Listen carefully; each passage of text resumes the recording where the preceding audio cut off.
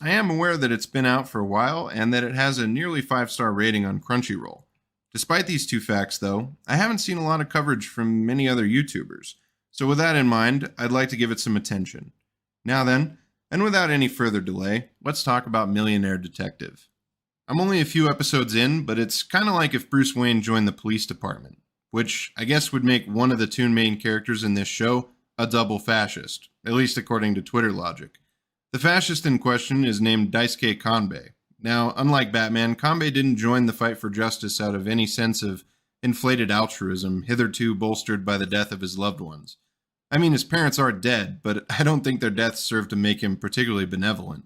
No, rather, I think he's just bored and his bank account is essentially bottomless, so he quite literally uses money as his superpower. Get out.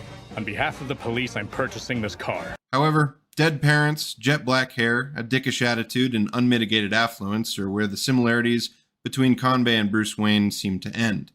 At least until episode 2, where we find out that he does actually have a bat cave, and an armored car, and rocket-propelled grapple hooks, and cool rocket launcher gadgets that emit knockout gas.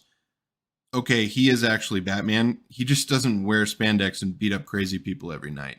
As I mentioned, there are two main characters in this story, and the second acts as a bit of a foil to our Asian Batman. Can I help you? I hope so. I've got an assignment for Chinese school. How come you don't have an accent? No, not that one. Haru Kato is what I'd call a true believer in truth, justice, and the Japanese way.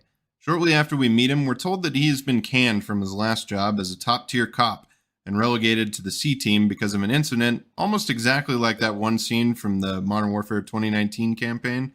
You know the one. No, don't shoot! Don't kill me! Please! 2 X-rays down. Despite this setback, he's still committed to doing the right thing and saving people while he works through his PTSD and inability to draw down on a suspect. He and Kanbei contrast well against one another, and the foundations for a character-driven buddy cop story have been laid down more than competently. The plot of the first episode, besides establishing the cast, centers around the two least competent criminals in Ginza, with the fairer of the two rocking a replica Colt chambered in .68 caliber paintball. The would-be Bonnie and Clyde manage to rob a candy store and steal a van containing what later seems like 500 pounds of Semtex, all on the same day. The latter of which is the main concern for our two inspectors, and it's how they end up meeting. Kato hitches a ride with Kanbei, and Kanbei's version of Alfred manipulates traffic signals to isolate the van while simultaneously guiding the main characters to it. With very little time to spare, our intrepid inspectors catch up to the hapless villains as they're caught by a drawbridge that's been opened up by AI Alfred. At this point, there's no hope in defusing the bomb, so Kanbei decides to push the van into the river. At least one of the petty criminals gets smart and jumps out, albeit at the cost of being in the doghouse for the rest of eternity. The other is narrowly rescued by Kato. The episode draws to a close as Kanbei lets Kato fall to what would probably be his death were this not an anime. First impressions are likely not his strong suit. Shortly after this, Kato learns that Kanbei will be working in his department for the foreseeable future. He is understandably nonplussed given his recent near-death experience, but he doesn't really have a choice. So yeah, this show doesn't suck so far. And like I said before, there's a good foundation here. I've already got a good idea of who these characters are and what they're all about. I think that's indicative of some pretty tight writing, but there are some other things that I'd like to touch upon briefly.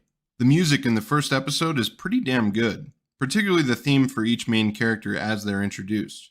Kato's theme is muted and mundane, given his status as a blue-collar cop, while Kanbei's theme, by contrast, is boisterous and dramatic to go along with his glamorous lifestyle. Both do a good job of reinforcing what the show is telling us about these characters. On top of that, a lot of the music has a jazzy vibe to it that reminds me a bit of Spy X Family. The sound design in the show also happens to be excellent. I particularly like the semi-muted explosion after the bomb detonated underwater. These factors combined all serve to elevate what's already a well-animated series, and I'm looking forward to watching more. I'd recommend you check it out too, provided you haven't seen it, and also enjoy a good buddy cop dynamic. Anyway, that's the end of the video. I hope you enjoyed it, and before I sign off, I just want to give you guys a little update. I recently quit my job to go back to school, so I've got a few weeks to pump out as many projects as I can. I'm also fairly confident that school will inspire further content, so keep an eye out. And as always, I'll see you at the next video.